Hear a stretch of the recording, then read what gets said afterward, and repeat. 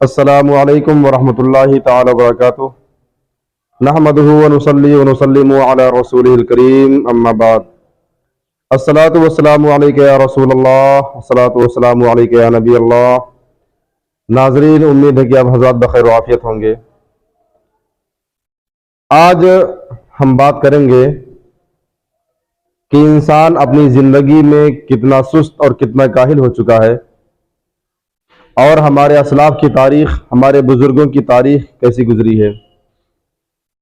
روایتوں میں آتا ہے کہ حضرت عمر بن عبدالعزیز رضی اللہ تعالیٰ عنہ مدینہ منورہ میں ایک محدث تھے جن کا نام تھا حضرت صالح بن کیسان۔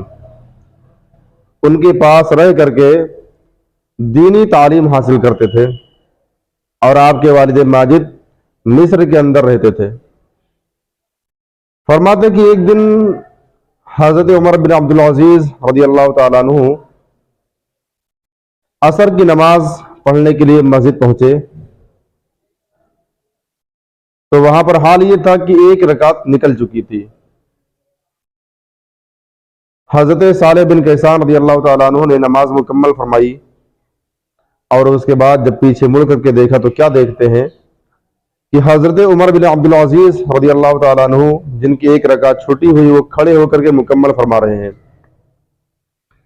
نماز مکمل ہوئی۔ نماز کے بعد حضرت صالح بن کیسان رضی اللہ تعالیٰ عنہ نے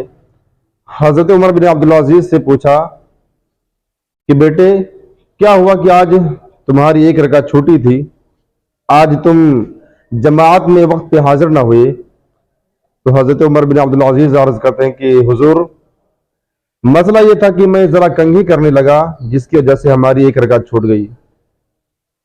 حضرت صالح بن کیسان اتنا سنتے ہیں، اتنا سننے کے بعد سیدھا ایک خط لکھ کر کے مصر کو روانہ فرماتے ہیں، اور اس خط کے اندر لکھا کہ آپ کا بیٹا بھی جوان ہے، ابھی بچپنا ہے، وقت بھی ہے، فرصت بھی ہے، طاقت بھی ہے، ساری چیزیں موجود ہیں، اس کے باوجود وقت کے ساتھ جماعت میں حاضر نہیں ہوتا ہے، پابندی کے ساتھ جماعت میں حاضر نہیں ہوتا، اس کی رکعت اولیٰ چھوٹ جاتی ہے۔ اور آج جب میں نے اس سے پوچھا تو اس نے کیا بیان فرمایا کہ میں ذرا کنگھی کرنے لگا تھا، جس کی وجہ سے ہماری ایک رکعت چھوٹ گئی۔ تو وہ والد تھے، وہ اگر چاہتے تو جواب میں لکھتے کہ سرکار حضرت معاف فرمائے، بیٹا ہے، ایک رکعت ہی تو چھوٹی ہے، کوئی بڑی بات نہیں ہے۔ لیکن حضرت عمر بن عبدالعزیز کے والد گرامی ادھر سے دوبارہ خط لکھتے ہیں، اور اپنے بیٹے کے پاس ایک فرستادہ، ایک آدمی بھیجتے ہیں، اور اس سے فرمایا کہ میرے بیٹے کو جاتے وقت سب سے پہلے حجام کے پاس لے کر کے جانا، سب سے پہلے نائی کے پاس لے کر کے جانا،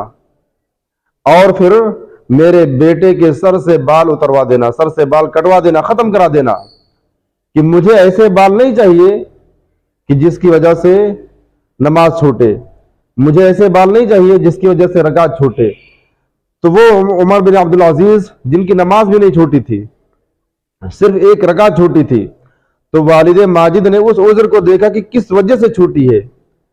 اس کا ریزن یہ تھا کہ بال میں کنگھی کر رہے تھے، تو آپ نے حکم فرمایا کہ سر سے بال ہی ختم کر دیا جائے، تاکہ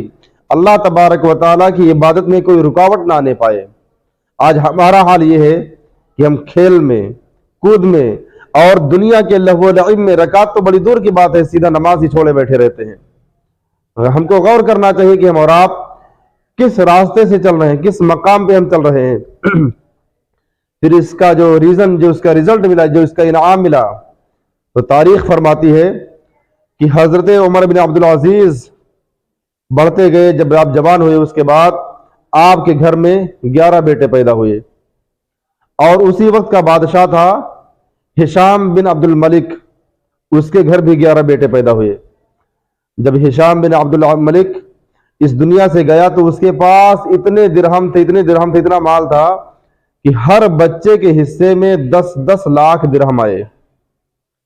اور جب حضرت عمر بن عبدالعزیز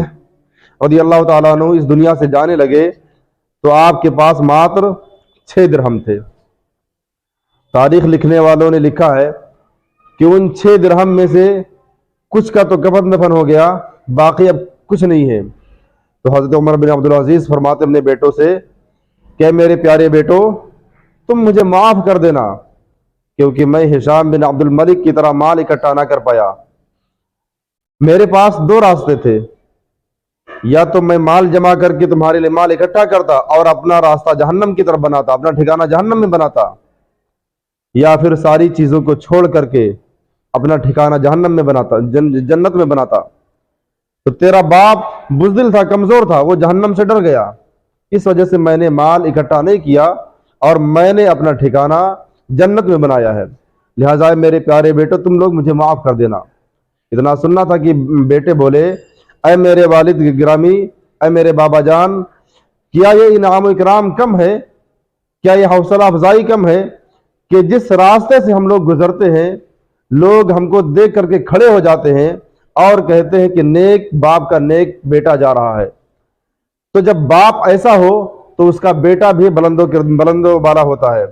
لیکن جو انسان اپنی پوری زندگی دنیا کمانے میں لگا دیتا ہے،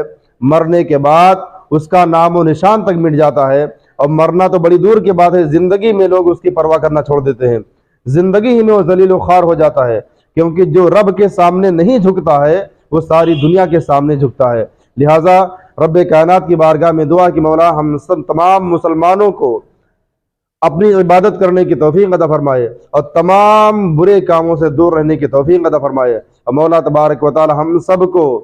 نیک راستے پر چلنے کی توفیق عطا فرمائے۔ السلام علیکم ورحمۃ اللہ وبرکاتہ۔